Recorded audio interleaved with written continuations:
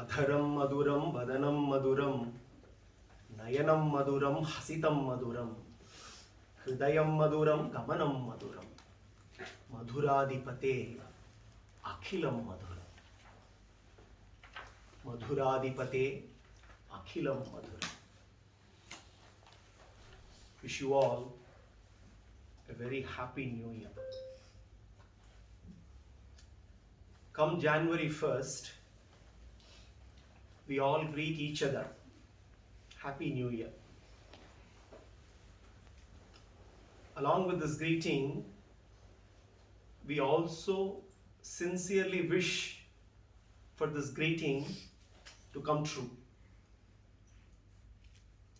How do we transform this wish into reality? This sincere and solemn wish for a happy new year, how can this be transformed into a reality? Let us briefly analyze this greeting, Happy New Year, and try to understand what we generally mean by this wish and what it is supposed to mean.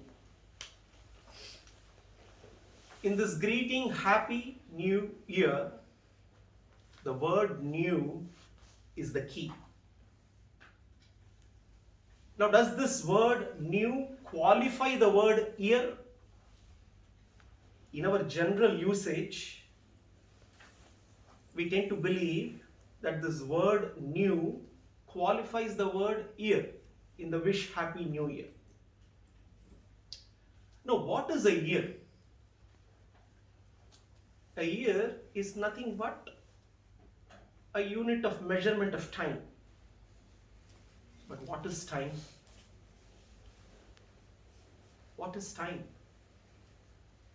Now, while it is undeniable that time is a reality, especially in the form it affects us, it is also one of the fundamental truths of life that defy easy definition. We all measure time from time immemorial with the help of celestial bodies. Even today, scientifically, time is measured with the help of the celestial bodies. So therefore, a year is nothing but the time it takes for the earth to complete one revolution around the sun. Now, the earth has been revolving around the sun from time immemorial in the same path, the same orbit. Therefore, if the orbit has been the same and will be the same, no point in the orbit can be termed special or new. The earth is going to continue to orbit in the same old path. So therefore, scientifically, there is nothing new about the new year. Earth will continue to revolve in the same old path. Nothing new about the new year. So what is this word new? The word new has to be understood. We all have an ingrained, inherent attraction to things that are new. Why? Because the old somehow seems to be unfulfilling, incomplete, unsatisfactory all the time. Therefore, we keep wishing for something new which can replace the same old story. Now, anything new is essentially hoping, aspiring for something new to happen in our lives. So therefore, the greeting, Happy New Year, is an expression of a wish that in the coming year, something new should happen in our life that will give us completeness, that will give us fulfillment, that will give us happiness. Now, how can something new give us that fulfillment and completeness and happiness? In today's world, when we say something new, it is essentially meaning upward mobility, improving standard of living, essentially wishing for an increase in our standard of living by acquiring newer things, better things, more things, with the belief that as we acquire something new, our standard of living will increase.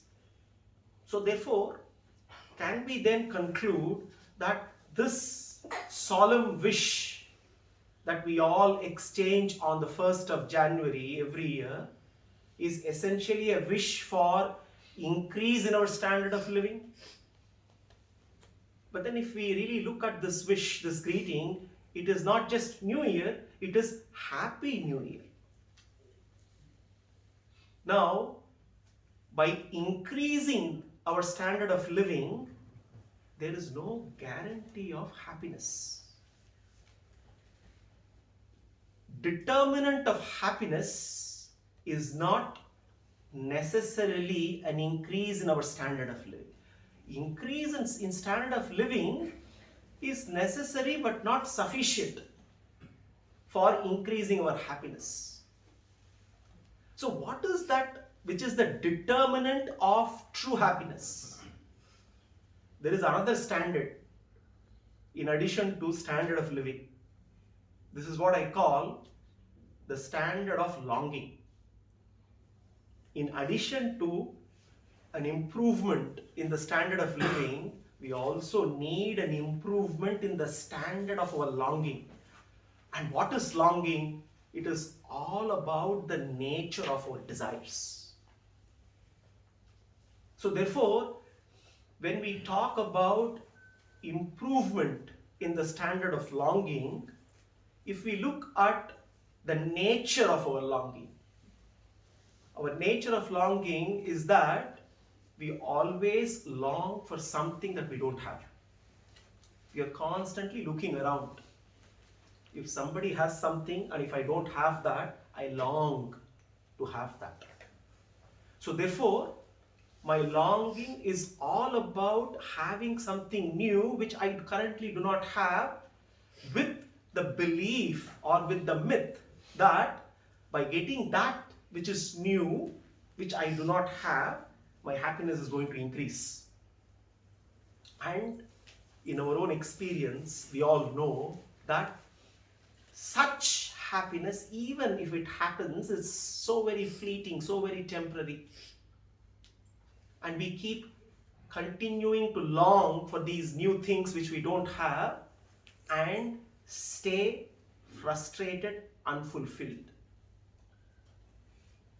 Therefore, increase in our standard of longing has to be understood as elevation and refinement of our desires. Our desires need not be curbed.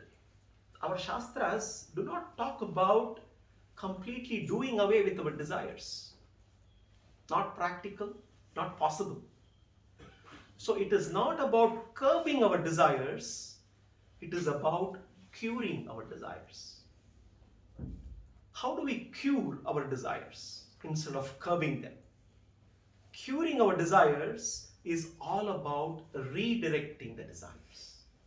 Redirecting the desires towards something meaningful, something enduring, something noble.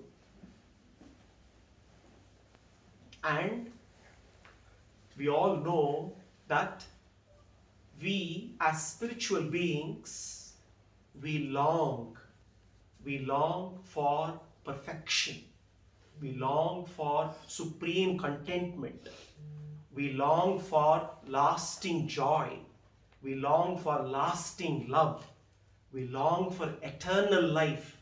But unfortunately, we end up trying to find them at the material level where they cannot be found. in order to attain eternal life and everlasting love, we need to direct our longing towards someone who can fulfill them. Krishna, who is the source of all attraction in this world, who is the cause of all causes, who is the fulfiller of all our desires, is the one who can fulfill this wish for eternal life and everlasting love. So therefore, the greeting Happy New Year, which essentially is a wish, an aspiration, a longing for something new to come in the new year, something new that can come in our life that can really give us true fulfillment, that can really give us true contentment, that can really give us happiness. This wish can only be fulfilled through Krishna Bhakti, which is ever fresh, which is ever relishable. Raja Vidya Rajaguhyam Susukham Kartum Avyayam. Krishna says, Susukham, ever fresh. The newness and fullness of life can only be experienced when our heart is open to experience Bhagavan's love. He is the one who loves us the most, and He is the one who has been waiting for us for the redirection of our hearts, so that we can open our hearts to Him and experience His causeless love. This wish for Happy New Year, therefore, can be fulfilled through Krishna Bhakti, and Krishna Bhakti can be practiced through Bhagavad Gunanubhava. Gunanubhava is the means for us to experience Bhagavan. Bhagavan can be experienced only through his gunas. Swabhavika anavadikadishaya jnanabala aishwarya virya shakti tejas saushilya vatsalya madhava arjava sauhadda samya karunya madhurya gambhirya audharya chaturya stairya dhairya shaurya parakrama satyakama satyasankalpa krititva kritagnyatadi asankheya kalyana gunaganoga maharnava. Swami Ramanuja in the Sharanagati Gadya lists 24 Kalyana Gunas amongst thousands, the principal ones. He is an ocean of Kalyana Gunas. Every guna is an ocean. And every Bhagavad Guna is an immense utility for us to experience Bhagavan. His jnana, bala, aishwarya, virya, shakti, tejas, these gunas, through these gunas, he demonstrates his supremacy. He being the supreme cause of all causes, Trividha Karana, the one cause of the threefold cosmic functions of Srishti, Sthiti, Laya. He is Akila Karana, Adbhuta Karana, Jagat Karana, Nishkarana. Through his Vatsalya, his Guna Vatsalya prevents Bhagavan from closely looking at our misdeeds. Thanks to his Vatsalya, he ignores all our misdeeds.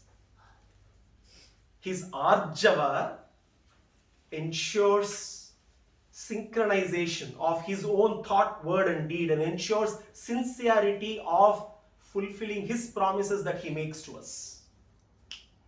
His Karunya ensures that he keeps rushing to us to rescue us whenever we need him. All these gunas are great, no doubt. But all these gunas don't evoke a sense of bliss, a sense of joy. His Akhila Karanatva instills a sense of awe and reverence, but does not evoke a sense of joy.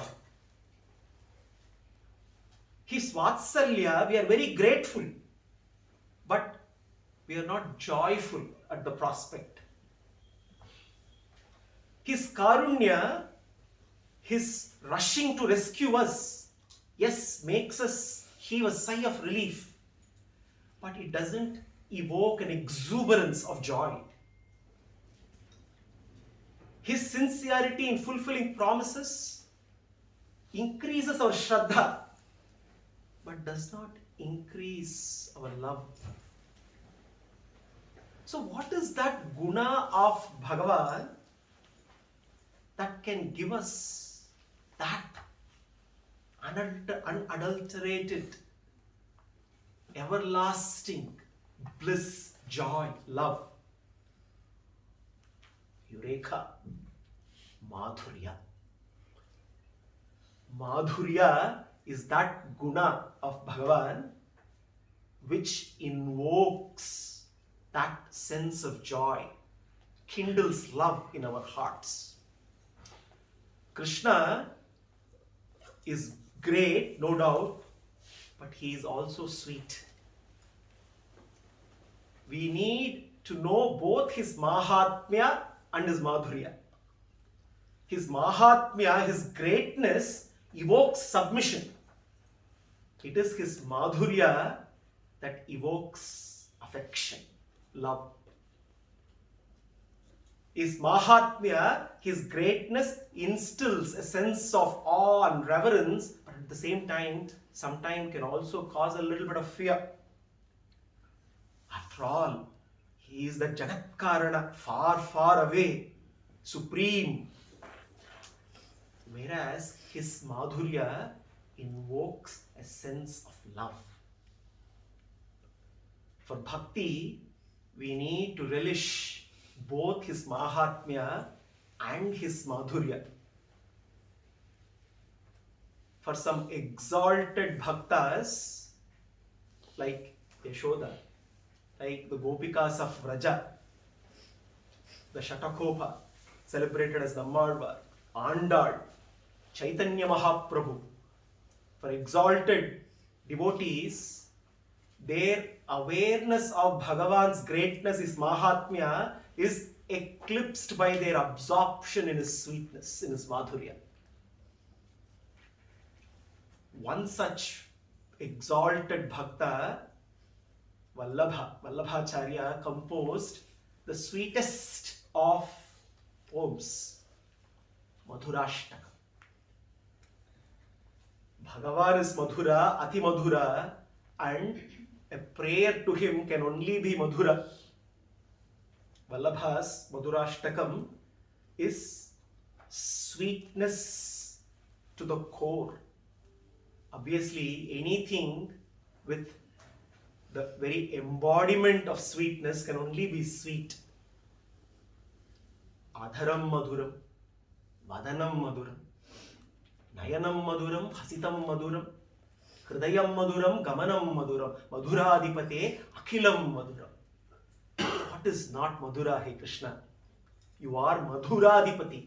We know him as Mathurādhipati, but he is also Madhurādhipati, the Lord of sweetness, sweetness personified. Adharam madhuram. Your sweet, your lips are sweet, so sweet, sweetest. Vadanam madhuram. Your countenance, your face is so very sweet. Nayanam madhuram. Your eyes are sweet, Hey Krishna. Hasitam madhuram. Your smile is the sweetest. Your heart, hridayam, is sweet, and your gamanam, the way you walk, is sweet. Adaram madhuram. Krishna's lips are the very source of nectar. They have to be sweet. But how do we experience Krishna's adharam madhuram? When we closely look at Krishna's adharam, we need to start reading his lips, not just look at them. Krishna's adhara, his lips are sweet because when we read his lips, we get to see that he is telling us something constantly. Mashuchaha, Mashuchaha, Mashuchaha. Don't worry. Be fearless. Celebrate life. He's constantly saying this. Krishna, when we look at his lips, when we start reading his lips, he keeps telling us, if only you pray more, if only you pray as much as you worry, you will end up worrying less. If only you pray as much as you worry, you will end up worrying lot less. Because what takes the energy of the mind, what consumes our mind the most? Our worries. We keep worrying about a worry which is not yet there. We end up spending amounts, loads and loads of energy on just worrying about anything and everything. And Krishna is constantly telling us, whenever we look at him, stop being a warrior, become a warrior. Stop being warrior, become a warrior, not just a normal warrior, a prayer warrior. Keep praying. Keep praying. We need to get the spelling right. Many of us will say, okay, I will keep praying. This is what we keep doing. Preying is the praying that we do. Krishna is asking us to do praying. Praying. Because when we pray with his grace, every obstacle can be overcome. No wonder Krishna's adhara are madhura. They are so very sweet because they keep giving us that reassurance all the time. Adharam madhuram, vadanam madhuram. Breathtakingly beautiful countenance. The moment we look at Krishna, we are riveted to him. We cannot take our eyes off that unimaginable beauty. Beauty is something that attracts all of us. Poets write about beauty. People dream about beauty. People are ready to give up anything for beauty. And many say, beauty is the ultimate truth. So what is the truth of beauty? The truth of beauty, the truth of the worldly beauty is that it is nothing but a spark of Krishna's supreme limitless beauty. The world is beautiful because the world maker is beautiful. Everything that attracts us has its source in that limitless attraction of Krishna. So therefore, we don't need to reject worldly beauty. Worldly beauty should constantly remind us of Krishna's limitless beauty. So truth of beauty is that it is nothing but a spark of Krishna's beauty. What is beauty of truth? Beauty of truth is beauty of Krishna. Because Krishna is truth. Krishna is Satya. The beauty of truth is Krishna, who is the crowning glory of reality. And therefore, whether we realize it or not, we are all seeking Krishna's beauty. We are all in pursuit of happiness. And pursuit of happiness is nothing but pursuit of Krishna and pursuit of Krishna's beauty. Adharam madhuram, vadanam madhuram, nayanam madhuram. What can we say about Krishna's eyes? The Vedas and the Vedanta struggle to capture Bhagavan's beauty. He is Pundarikaksha, he is Kamalpatraksha, he is Lohitaksha, he is Aravindaksha. His lotus-like eyes cannot be easily described. The Vedas try and give up. All the rishis, the saints, the acharyas spend their lifetime just soaking in those divine lotus eyes. The eyes from which stream down his grace. And that is the reason why they are source of all sweetness. Nayanam madhuram, hasitam madhuram. Hasitam, mandahasa. madhura mandahasa. Krishna's smile is very unique. Krishna's smile is magical. It's wondrous.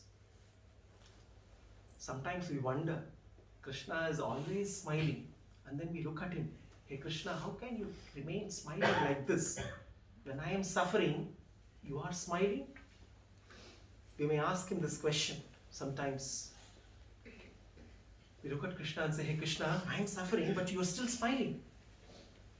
Krishna, in his characteristic style, continues to smile and says, yes, I am smiling when you are suffering. We are shocked. And then we look at Krishna and say, Krishna, what is this? Krishna continues to smile and says, yes, I am smiling because you are suffering. Why should you suffer in the first place?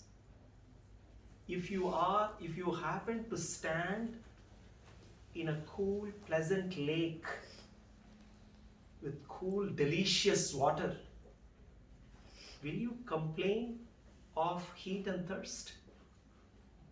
This is exactly what you're doing now by saying you are suffering. This is Krishna's answer to us. Suffering is no doubt a definition for human condition, human identity. Undeniable. But our true identity is not defined by our humanness. We are not just human beings. We are spiritual beings who happen to have a human life in this current birth. So therefore, suffering is not natural to us. Suffering is something unnatural to us. So Krishna keeps smiling, continues to smile. Krishna's smile is not mocking. Krishna's smile is inviting. His smile is inviting us to immerse in His grace, which can remove all our suffering instantaneously. When we look at Krishna's smile, it is the curve that can straighten everything in our life. It is the only curve that can straighten anything in our life. It is so very magical. It can mean many things. Krishna's smile conveys self-mastery. Krishna himself has repeatedly demonstrated how to be a master. And his smile conveys a very important message. Do not struggle to control others. Do not struggle to control situations. Do not struggle to control events. First, control yourself. Everything else will fall in place. And this is what Krishna repeatedly demonstrates to us. Krishna's smile therefore conveys self-mastery. Krishna's smile is mischievous and mystical. Mystical because it is awe-inspiring, it is mischievous. His smile is so very mischievous because we go to him and say, hey Krishna, I want this. He smiles. Please take it. Krishna, I want some this. That's it. That's all. Don't you want more? His smile is inviting, encouraging us to ask more and more and more. We may wonder, why is he inducing me to ask more and more? He is hoping that one day will come, we will realize that instead of asking something from Krishna, why don't I ask for Krishna? Mischievous smile. Mischievously mystical, mystically mischievous. Krishna's smile is infectious. Every time I am down and out, I just need to soak in that smile. It will be moments before which I will start smiling myself. Krishna's smile is so very infectious. Whatever be the situation, if I need to be inspired, all I need is to take a look, to experience that madhura mandahasa. Infectious. Krishna's smile lasts forever. In Vrindavana, he smiles. In Mathura, he smiles. On the battlefield of Kurukshetra, he smiles. Today we look at him, he smiles. Tomorrow he keeps smiling the same. His smile lasts forever. His smile is enchanting, electrifying, energizing. Self-mastery, mischievous and mystical, infectious, lasts forever, enchanting. Lo and behold, Krishna's smile, smile, also conveys a very important message to us. Adharam madhuram, vadanam madhuram, nayanam madhuram, hasitam madhuram, hridayam madhuram, hridayam madhuram. Krishna, your heart is madhura, so sweet. Because Krishna is not focused on the wrongs that are committed by us. He is focused on where our heart is committed. His focus is not on the wrongs we commit, but his focus on whether in our heart is committed to him. Because he knows that our past conditionings are formidable in nature. He knows our vasanas are so very powerful. We cannot overcome our own vasanas. He is so very understanding, so very lenient. And therefore, he does not expect us to fight against our vasanas, conquer them and then go to him. All that he expects is, while we are struggling, fighting our own vasanas, can we at least sincerely commit our heart to him? It's like when we are thrown in an ocean and we don't know to swim, and we are struggling, can we at least raise our hands? That much we can do. And wave. That is why his heart is madhura. Hridayam madhuram. Gamanam madhuram. Krishna's gait, the nature of his walk. There are several ways our acharyas have enjoyed Krishna's walk. Is it walk or is it dance? Or is it both? The real stylish, if somebody has to be really said the king of style, it has to be Krishna. Everything that he does is stylish, right? But his walking, why it is sweet? Because whether we realize it or not, he does not let us walk alone. He does not let us walk alone.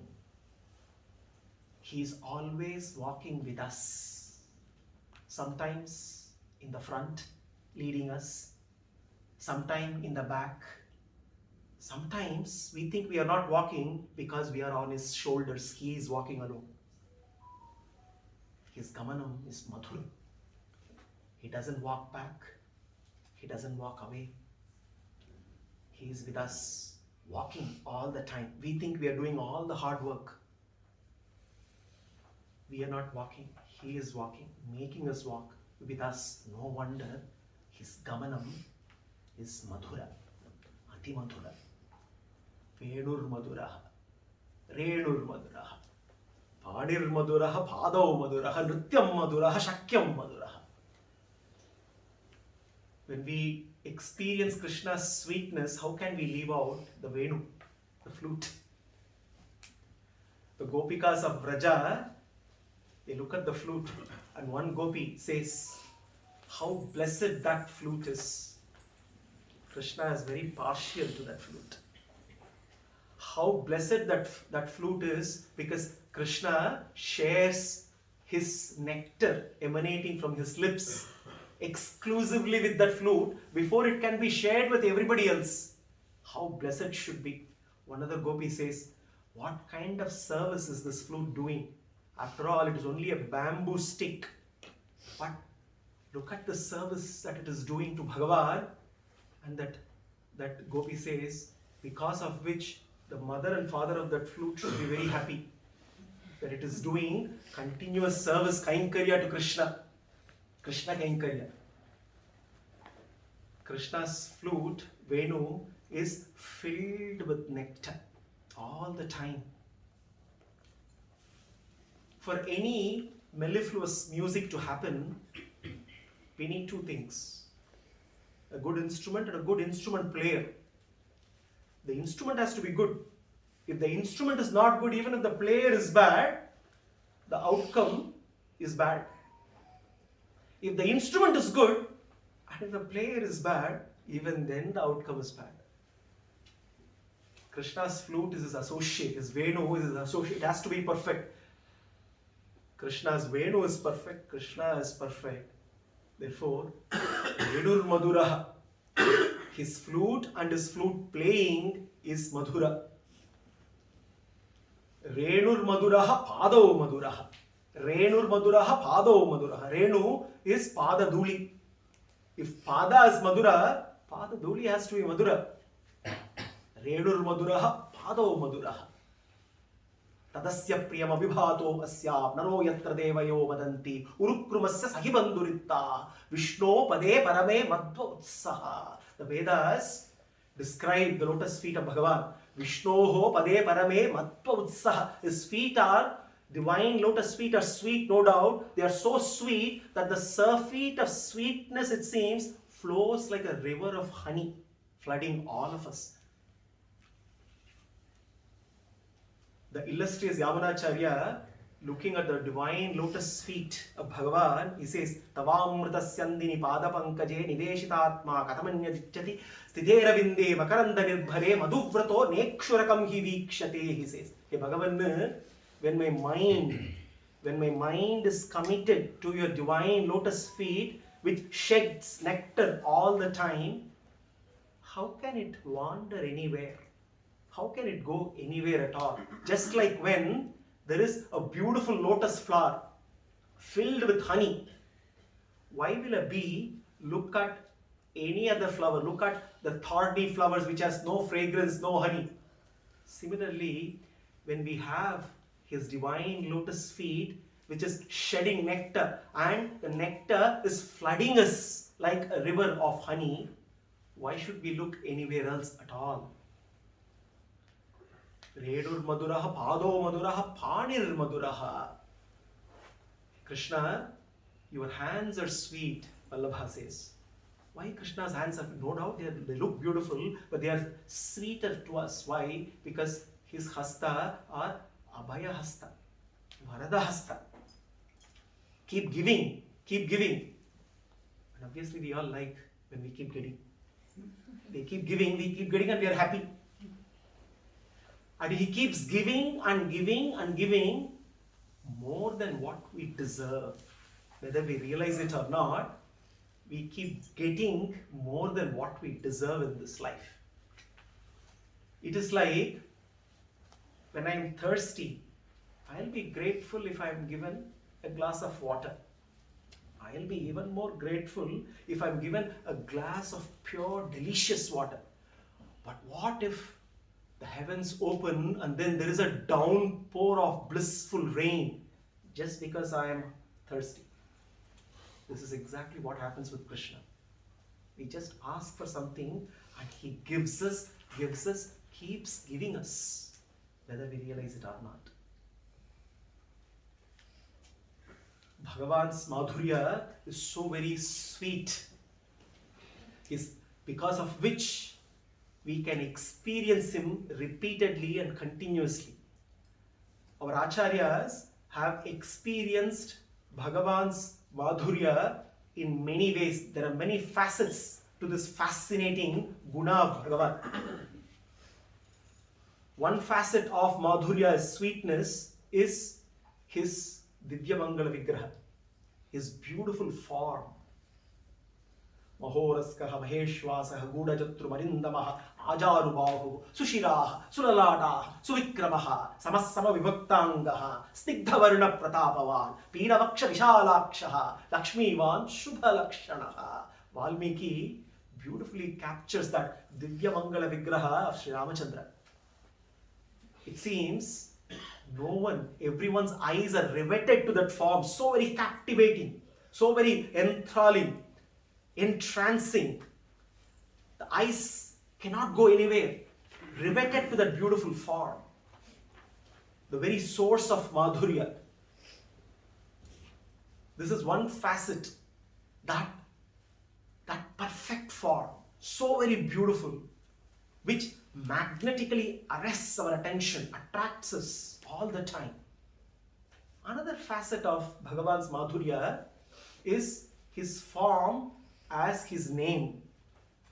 His name, his form is Madhura, his name is also Madhura. It is through his name that he enters us. And his name, when we chant, it dances in our mouths, wanting us to have thousands of mouths. And when we start listening to his names, we crave for thousands of years. 2 years are not enough. So very sweet, his namas. The third facet of Bhagavan's Madhurya is the wholesomeness. What is sweet need not be good. In our own lives, we all know that anything which is sweet, we can only consume in a very limited way. And what is delightful need not be beneficial. What is beneficial is seldom delightful. They are always contradictory, conflicting all the time. Therefore, what is unique about Krishna's sweetness, it is so very wholesome. It is delectable, delightful and beneficial.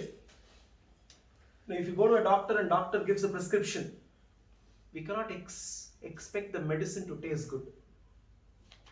But there is an aushadha, which is the Parama Aushadha, which also tastes so very good, so very sweet.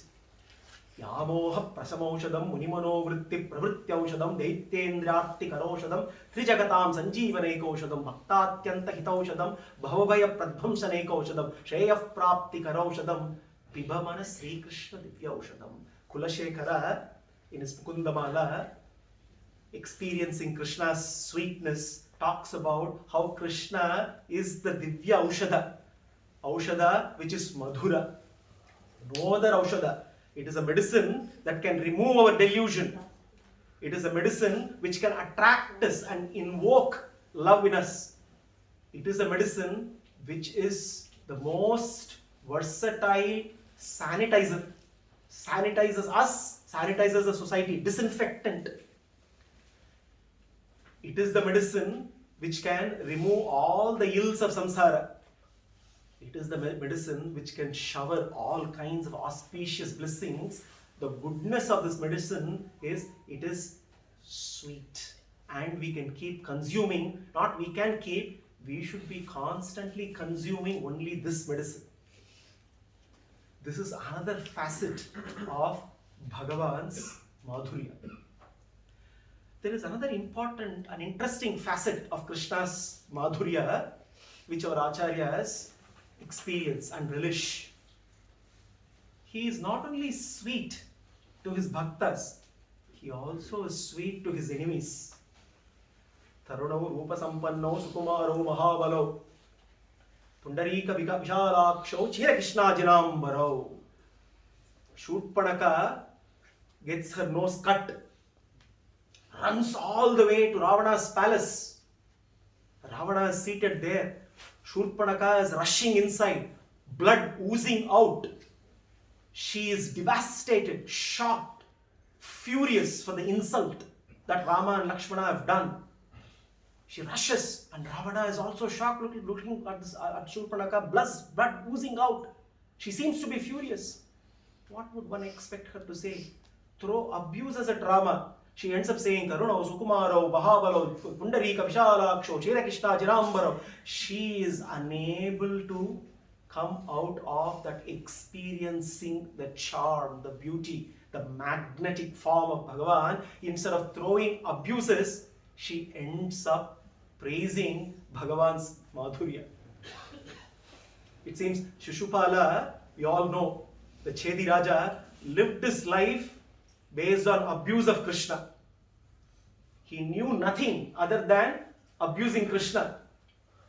And towards at the reckoning, when the time arrived, when Shishupala was about to be killed, Krishna with his gentle arm, he lifted the Sudarsan Chakra, and Shishupala, it seems, looked at Krishna, no more abuses. Right just before he knew death was impending. Krishna was about to use the chakra to cut his throat off. But what overwhelmed Shishupala was not fear, but the charm, the charming beauty of Krishna. It was not Krishna who was attacking him, it was Krishna who was revealing his madhurya to Shishupala, who was his sworn adversary. Interesting facet of Bhagavan's madhurya, which attracts not just devotees, but also non-devotees as well. Another very interesting aspect of Bhagavan's madhurya. He displays his madhurya, and his madhurya can be experienced anywhere. The Gopikas experience his madhurya in Vraja.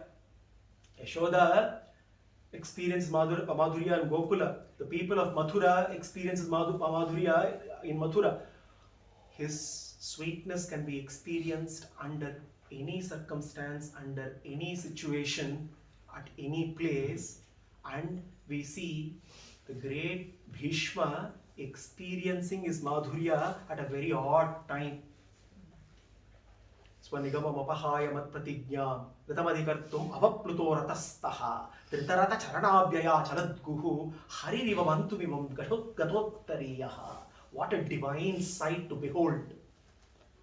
Such a critical juncture in the Mahabharata war on the 9th day. Arjuna was unable to do anything to Bhishma. Bhishma had to be slain. Bhishma was standing like a rock. Krishna decided to sacrifice his own pledge because Arjuna is incapable of doing anything, and therefore Krishna decided time has come for me now to break my vow. And he was ready to break his vow for the sake of protecting his devotees, and Krishna, it seems, rushed on the battlefield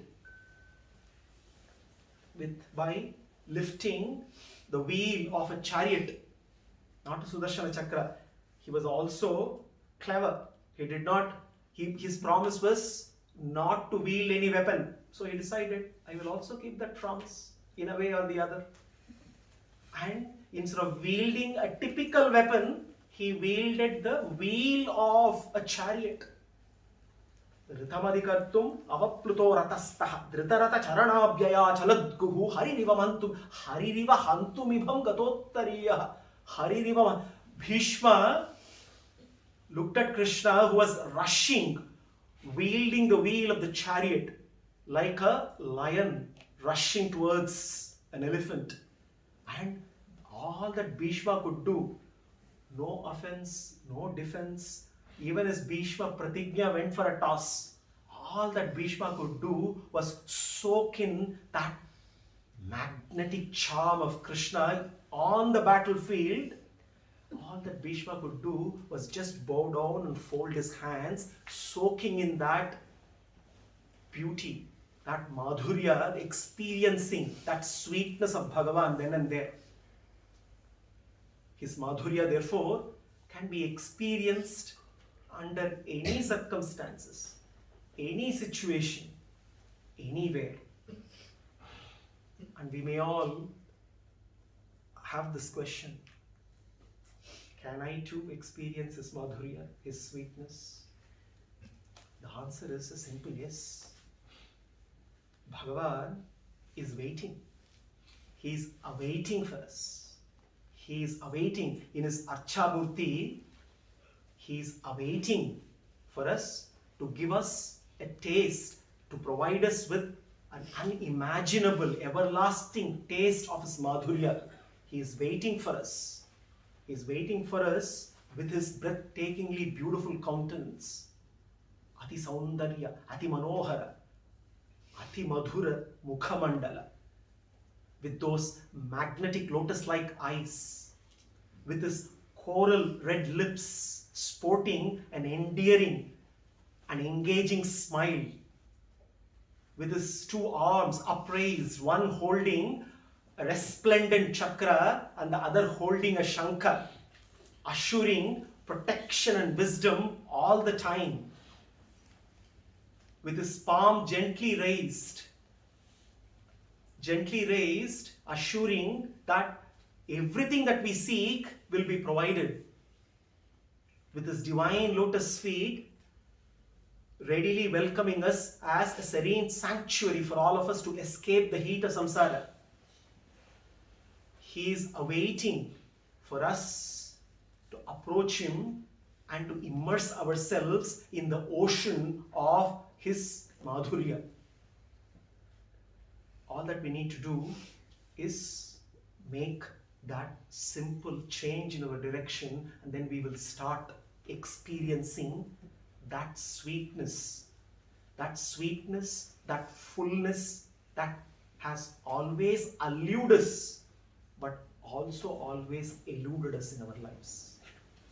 So then when we greet each other, Happy New Year, with a wish that the coming year shall bring something new, something fresh, something not just new, really new, that will last forever as new. This wish can be transformed easily into reality, because when it comes to his love, there is no struggle. It is as simple as a blindfolded person unfolding his blinds and looking at the light. As simple as that. Opening our hearts and our minds to the causeless love that Krishna is already showering on us.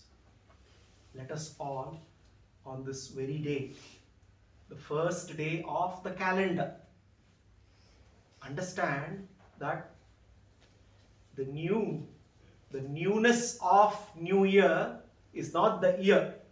It is the newness and the fullness that we have always been seeking forever, time immemorial.